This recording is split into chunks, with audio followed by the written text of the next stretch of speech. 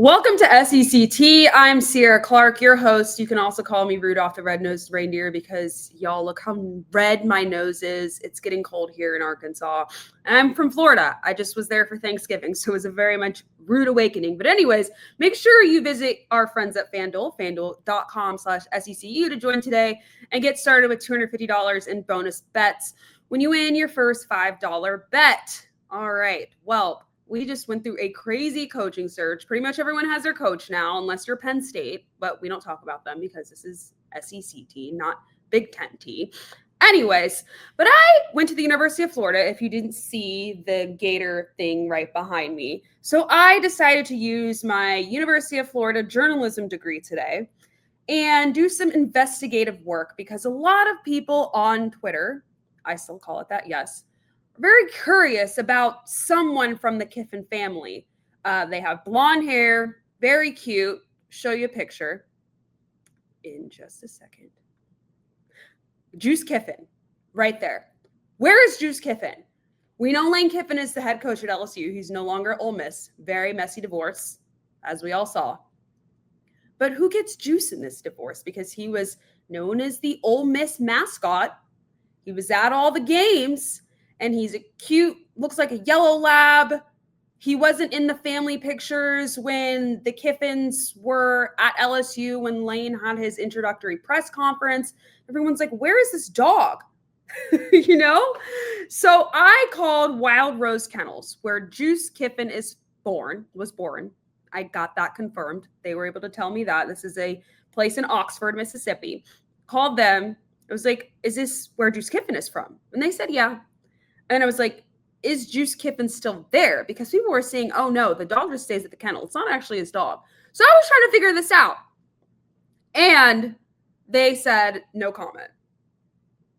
Little suspicious there. Because why are they gatekeeping a dog? Why couldn't they just tell me, oh yeah, the dog went to Oxford? And a lot of other news outlets were reaching out to the kennel. And they kept getting the same response as I did, saying, no comment, no comment, no comment. So it makes me very curious. But then, honestly, not long after I called, this is what Juice tweets out. Can't wait to get down to Baton Rouge with my dad, brother, and sister. I don't know what that means. Who is tweeting this account? Because I remember like the eve of the Egg Bowl or whenever that weekend was, Juice put out a tweet saying that, do they let dogs inside the stadium when it comes to the SEC championship? Because there was a chance Ole Miss could have played in the SEC championship. And everyone was like, Lane, get off your phone if that's him even running it. So we don't even know. Very, very interesting things we got there going on with the Kiffins. We should call this episode the Keeping Up with the Kiffins. I would love for that family to have a reality show because they're just so interesting. Speaking of, if you guys also didn't see it, you should follow us on Instagram, SECT, SEC Unfiltered as well. I made an AI graphic of Lane Kiffin. I'm very curious if he's seen all this because we know that man is chronically online. I made a graphic of Lane Kiffin as the Bachelor of the SEC, and there was in the background a picture of LSU, Ole Miss, and Florida, you know, fictional characters, of course, wearing colors reflective of their schools. But I was missing one more. I just found out, according to ESPN, and Lane, I believe, said this in his press conference, too, that there was 4 other schools he was interested in. So we obviously know Ole Miss. Obviously, he's at LSU and Florida. But there was another school. Florida State. Yeah, we know, not in the SEC. But Florida State was interested in Kiffin. Which I was like, as a Florida fan, I'm like, thank God. Thank God. Because they would have been unstoppable in the ACC. Like, is the ACC even going to the college football playoff this year? Who knows? They might have 2 G5 schools instead of ACC teams because that conference is so terrible. But with that cupcake schedule and Lane Kiffin's offense in Florida State, which has a hotbed of talent in that state of Florida of mine, it would have been a nightmare for us. Nightmare for us Gator fans. So we dodged that bullet, but Lane Kiffin at Florida State, that there had to have been a reality show for that one, because that would have, FSU is known as the party school, if you guys didn't know. As the years go by, academic standards are higher and higher. So I don't know if they're as much as a partier as they were when I was in school. I was in school around the time when Jameis Winston was there, so very much party school. But Lane Kiffin at Florida State, we don't dodge that bulls. I mean, LSU is already a party school, of course, but just, with the proximity of Florida, I was like, okay, we dodged that one. So, but FSU didn't have the money to pay Mike Norvell's buyout, so they're stuck with him another year. So, okay, FSU keeps on losing. But yeah, Lane Kiffin, that was another school he was talking to. So who knows what direction this could have went and whatnot, but he's at LSU. And if you guys didn't see his statement that he put out, you can pause to read. I'm sure everyone's seen this. Basically, he was saying that he wanted to coach Ole Miss in the playoffs, and that my request to do so was denied by Keith Carter, Ole Miss athletic director, despite the team also asking him to allow me to keep coaching them so they could better maintain their high level of performance. Unfortunately, that means Friday's Egg Bowl was my last game coaching the Rebels. However, several Ole Miss players, Perkins wasn't the only one, but I'm technologically challenged, so I can't put all the stuff in there. But he said, this is an Ole Miss player, said that was not the message you said in the meeting room. Everyone that was in there can vouch on this. And several other Ole Miss players have made posts like this, which makes it very interesting. And also from what I've seen, also reports that players really are fired up about Pete Golding when he was announced as the Ole Miss head coach. So I think that's good. And also with Ole Miss, their offensive coordinator stayed just to coach, which is a good thing for the Rebels, because that was people had a lot of questions about that. People weren't sure if Ole Miss was going to go to the college football playoff, which I thought was crazy for people to even throw that out there. I'm like, okay, we live in this day and age where people just post crazy takes for clicks. A lot of it was ACC fans. But they were saying Ole Miss should not be in the college football playoff because look at Florida State in 2023. They were knocked out the playoff because their head coach, or rather their quarterback, Florida State was knocked out of the college football playoff in 2023 because their quarterback, Jordan Travis, was hurt. And FSU was not the same team that they were during the regular season. That was the college football playoff committee's argument during 2023. However, this time around with Ole Miss, they don't have a precedent to look at how the Rebels played without Lane Kiffin as their head coach. They had something to look at with that Florida State team when they played Louisville, a bad team in the ACC championship, and FSU won, but it wasn't pretty. The committee doesn't have anything to base themselves off of this year when it comes to Ole Miss. And their offensive coordinator is back. Pete Golding's back. Ole Miss didn't have any players, gone. Really, it's just Lane Kiffin. And yes, he is an absolute offensive mastermind. But I think this team is going to play really fired up for the college football playoff, especially if they get a home game, which it looks like they're going to get. If they host a playoff game in Oxford, that's going to be the biggest event in sports in the state of Mississippi. And I think that team will absolutely rally around those assistant coaches that have moved up in their roles. So I think it'll be a good thing for Ole Miss. We'll get back to the playoff in just a second. But first, like I said, there are several coaches that got hired this past week.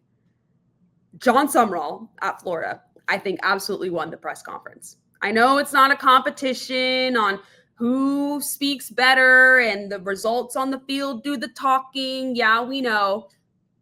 But I like John Sumrall, okay? And, I like a lot of other Gator fans, were very much not really sure about this guy because we just fired someone that was a G5 coach out of the state of Louisiana. And, the University of Florida is not a destination job. It is not a step job, whatever you want to call it. It's a destination job. It's somewhere where people would like to retire because you can't really go higher than a school like Florida. Florida, LSU are those jobs that coaches work so hard to get to in Alabama, of course. And so when Florida hired John Sumrall, a lot of fans were not happy because they were so in on Lane Kiffin. They were convinced that Kiffin was the guy. So was I as well.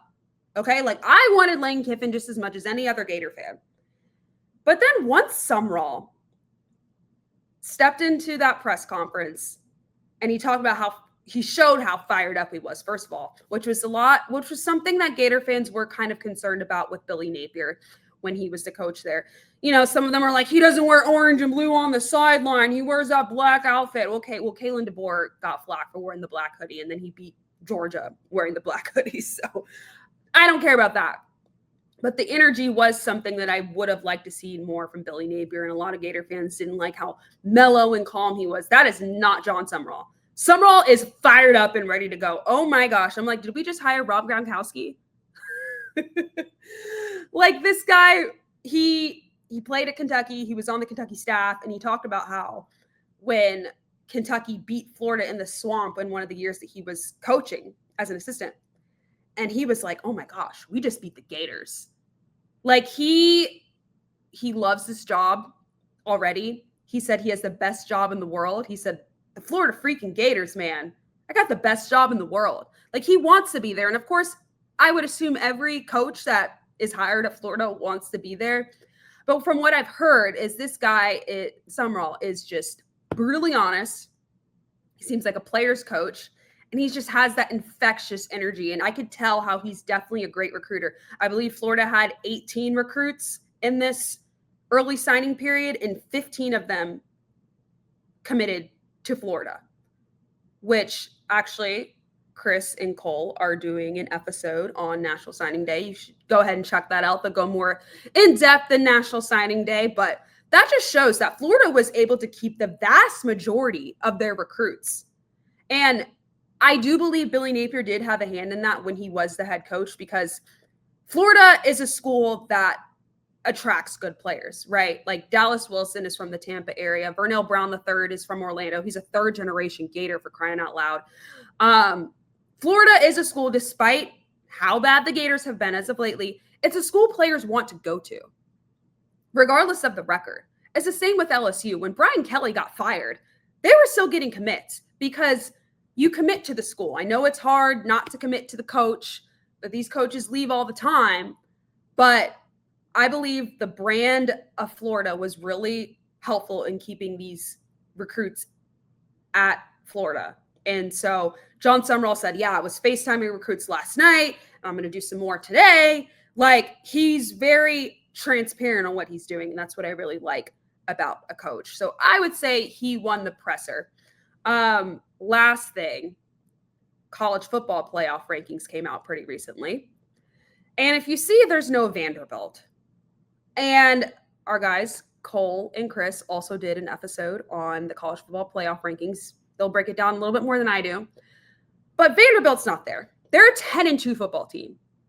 And yes, their losses, they have two to Texas and Alabama, two teams that, aren't at the top of the rankings. Texas will not make the college football playoff. Argue with your mom. I'm not getting into that. They're not making the college football playoff, okay? You guys will have a great offseason. As for Vanderbilt, they lost to Texas on the road, and they lost to Alabama on the road. So if you guys don't know me, I have a background in pageants.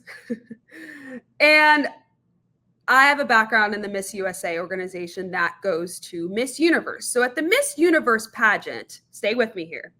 At the Miss Universe pageant, there's these countries that are just known for winning Miss Universe, okay?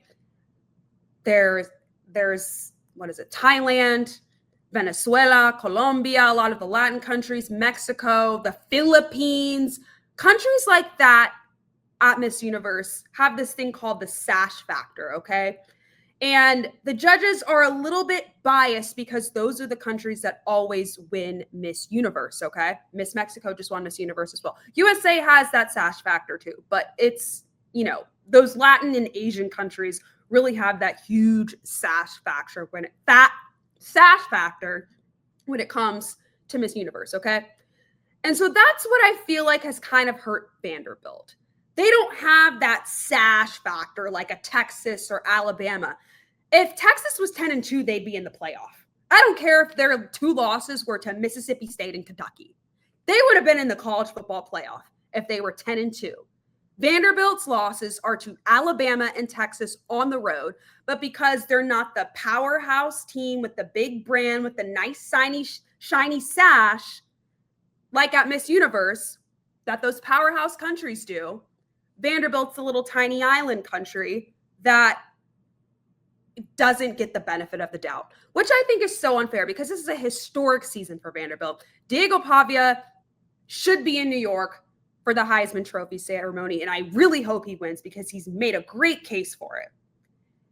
And it's just so unfortunate for Vanderbilt because there could be another SEC team. And it just shows that this Vanderbilt is not the old Vanderbilt that people think of the years past, of the bottom of the SEC. This is a new team. And with Clark Lee there, Diego Pavia, and it's showing that, any team really can become a contender. So I just think it's really unfortunate for the Commodores. So what do you guys think? Let me know in the comments. Before we get out of here, though, FanDuel has an offer you don't want to miss. New customers can just bet $5 and get $300 in bonus bets if you win. That's right. Pick a bet $5, and if it wins, you'll unlock $300 in bonus bets to use all across the app. You can build parlays, bet player props, ride the live lines, whatever your thing is, FanDuel has you covered. The NFL season is here. The only question is, are you ready to play? So make sure you visit FanDuel.com/SECU to download the FanDuel app today and get started. Thank you guys so much for watching this solo episode of hearing my crazy thoughts bounce back and forth. Make sure you follow me on Instagram, SECT. My personal handle is Cierra Clark _ I think just type in Cierra Clark, Cierra with the C, and you'll find me. And make sure you follow us all at SEC Unfiltered. All right, we'll see you guys next time.